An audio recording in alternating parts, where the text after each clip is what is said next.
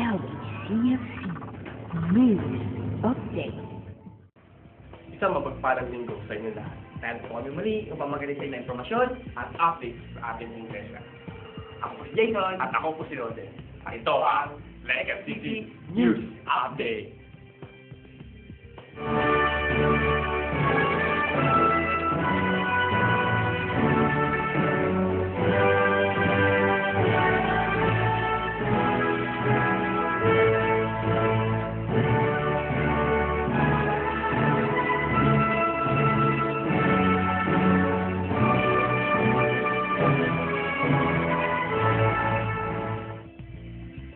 Praise God sa ating mga ongoing activities.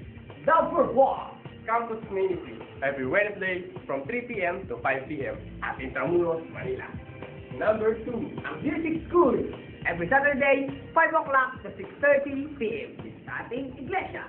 At number 3, Central Leaders Training every Sunday, 1 o'clock to 3 o'clock in the afternoon.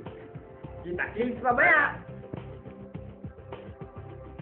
Our morning service starts at 10 a.m. and ends at 12 noon every Sunday. Enjoy God's presence and fellowship with our co-believers.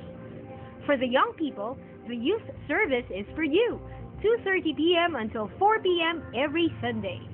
Every Friday, we hold our prayer meeting at 8 p.m. Itaas natin ang Panginoon sama-sama habang tayo'y tapat na nananalangin sa Kanya.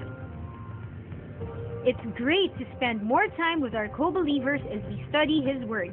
So make sure na may cell group ka ng kinabibilangan. We hold our men's and women's joint fellowship every third Sunday of the month after our morning service. Huwag kalimutan!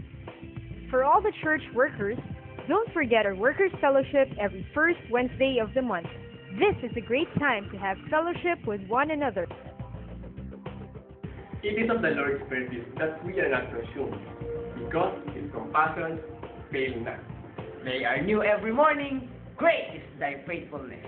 Hanggang sa muli natin makikita, Ito ang Legacy City News Update. Shalom!